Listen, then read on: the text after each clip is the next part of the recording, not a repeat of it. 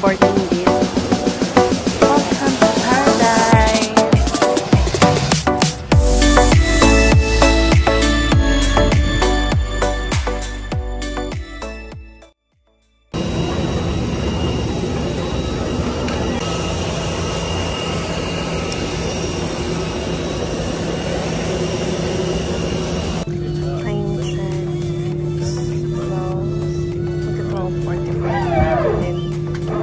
Paalis na yung aeroplane.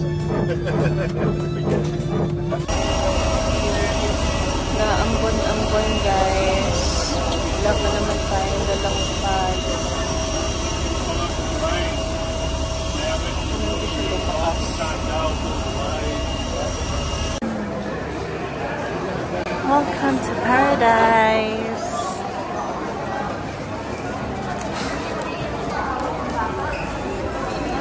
Sana may mabilhan tayong payong guys. Yes, dito pala yung labasan.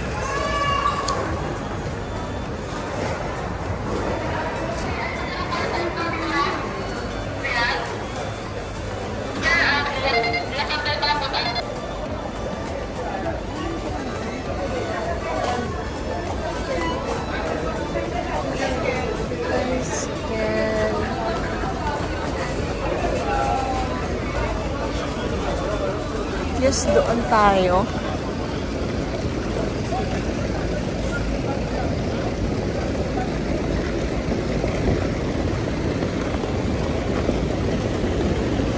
Naambon guys. Tapos wala akong payong. Hindi ko kasi sure kung pwede sa hand carry yung payong. Hindi ko na rin sinerge. Hinamad ako. Pero, yep. Ito, papunta na tayo sa tricycle. Lapit na. Lapit lang naman. Dito lang ah.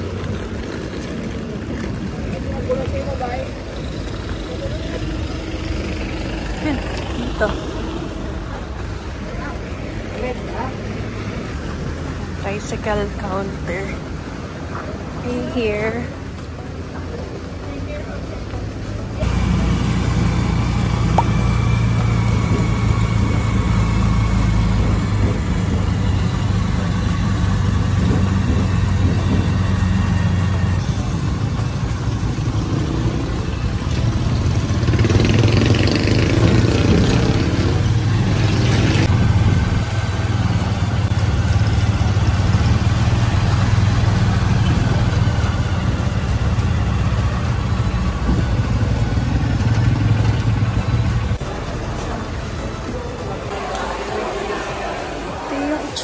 I think hindi ito yung jetty port. And doon tayo sa tourist verification counter.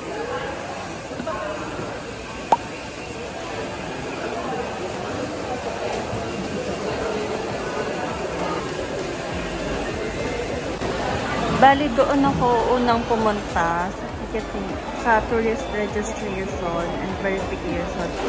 Bali, pinakita ko lang yung hotel booking confirmation ko and yung ID ko. Tapos binigyan nila akong resibo. And then, magbabayad na daw ako dito sa ticketing counter. Environmental and terminal fee. I guess isang counter na lang yung both. Kasi yung napapanood ko, iba pang counter.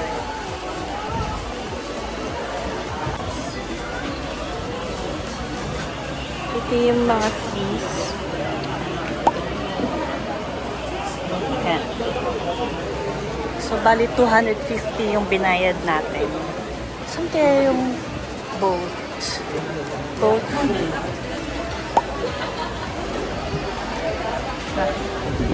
Ayan, nakakita ko ng sign. Palabas na yung boat ticket. Ayan, boat ticket. So, 50 pesos lang. Nakakuha na tayo ng boat ticket. So, I guess doon na tayo pupunta.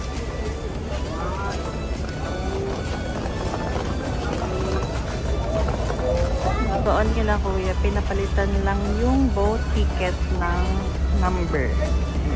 So, ako ng number. So, I guess MB Cruise Uno Express yung boat name na sasakyan ko. Tapos, yes, dito na. Alam na guys, nahiya pa din ako magsalita. Kaya, sorry kung hindi ko sure kung okay ba yung mga clips ko. Or kung naririnig nyo ba yung mga sinasabi ko. Yan. Naambon pa rin. Pero okay lang.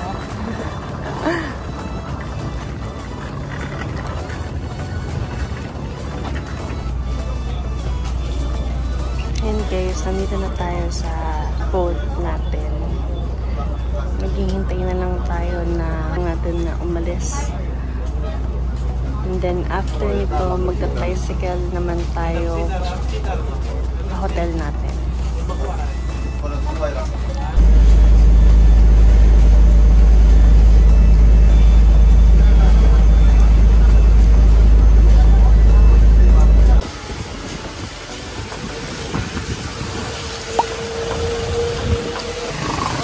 Ulan pa din.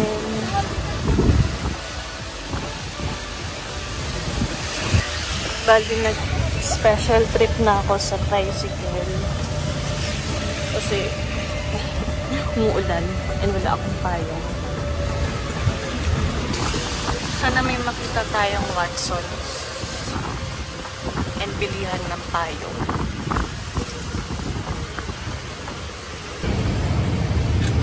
May bilihan ng swimsuits. Ito parang malayo sa Hana Hotel.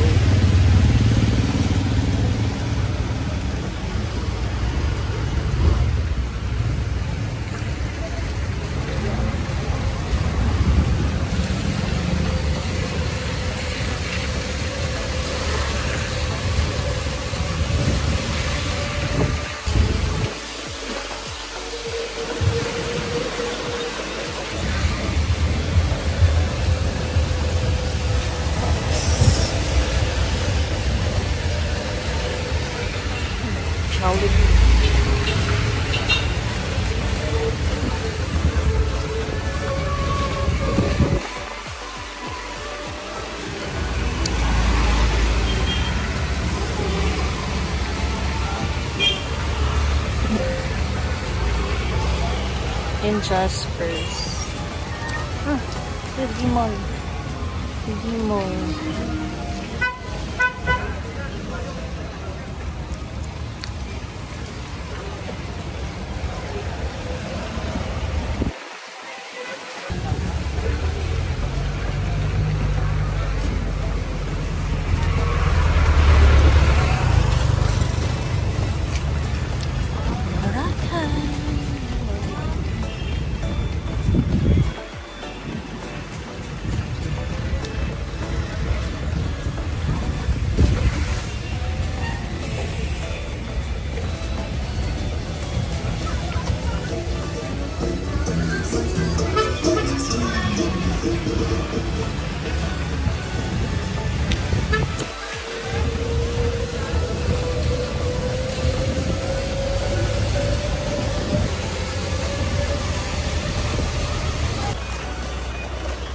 Na nakarating na tayo sa Hana Hotel.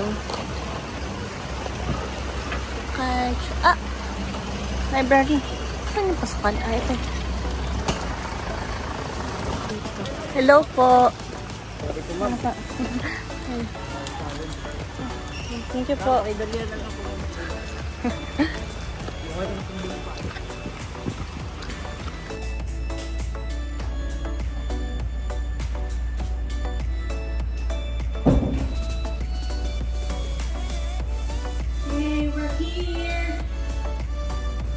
Tingin tayo sa wakas.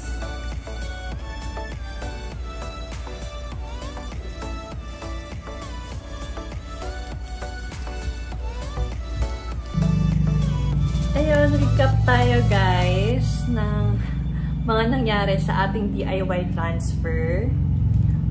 Generally, madali lang naman mag-DIY transfer. Siguro ang nagpahirap lang sa akin is yung ulan. Inabutan ako ng ulan, tapos wala akong dalang payong. So, nasisiwa ko kanina. Pero, all in all, madali lang naman siya. Tapos, mabilis lang din yung biyahe. Mabilis lang din pala yung biyahe from Naiya to Katiklan. So, less than an hour nakalapag na kami sa Katiklan Airport. So, before 12:45, lumipad na yung aeroplano. And then after 30 minutes, nag-announce na agad yung pilot na magsa-start na mag-descend. Tapos, nung pagkalabas ko ng aeroplano, doon ko na napansin na umaambon-ambon. Tapos, puting nga may shuttle kasi may konting lakad pa para makapunta doon sa loob mismo ng airport. So, may shuttle. From there, sumakay ako ng tricycle. So, konting lakad lang naman yun. And then, 150 pesos yung binayaran ko sa tricycle since mag-isa lang ako. And hindi na rin ako naghintay or naghanap pa ng kasama. Chinek ko yung map. Parang hindi kami papunta sa Jetty Port. So, I figure hindi ako doon hinatid ni Kuya. Wala naman sa sinabi kung Jetty Port or Tabon Port yung pupuntahan namin. So, ayun.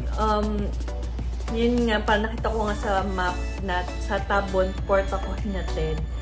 And then, from there, pumasok ako sa loob. Ang una kong ginawa is pumunta ako sa verification. Chinek yung hotel booking ko. And then, hiningian ako ng valid ID. Tapos may binigay sa akin na receipt. Then after nun, nag-proceed ako magbayad ng terminal fee and environmental fee. 250 pesos yung binayaran ko for both. And then after nun, nagbayad ako ng boat fee which is 50 pesos. Last step is, napalitan ko yung boat ticket ko ng,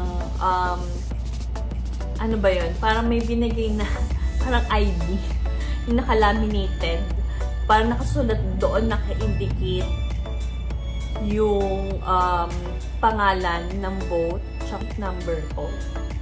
Hindi naman masyadong matagal hinintay.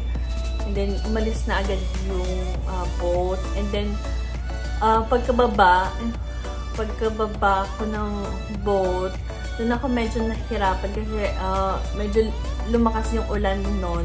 Tapos, yung tricycle na sasakyan ko, yung terminal doon is walang bubong. So, basa-basa talaga ako kanina. Tapos, since yun nga, nababasa, as in lumalakas yung ulan, tapos basa na ako, nagpa-special trip na ako. So, hindi na ako naghintay or naghanap pa ulit ng kasama.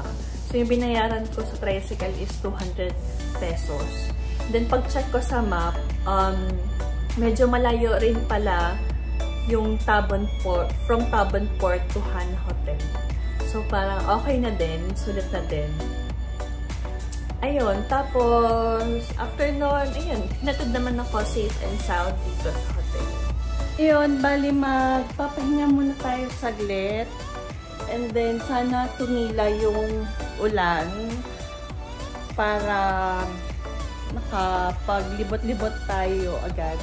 Although, kahit di naman tumila yung ulan, lalabas pa rin tayo. Try natin maghanap ng swimwear. Tapos, i-check ko din kung paano tayo pupunta ng D-Mall. Then, tinanong ko na rin kung paano pumunta or kung may malapit ba na beach dito. Tapos, may sinabi naman si Kuya kanina na kung ano yung dadaanan ko, saan ako pupunta. So, malapit lang ilang minutes lang na walk. Siguro mga wala pang 5 minutes yung tinuro niya. Ngayon, may i-check din natin yun. Ngayon, so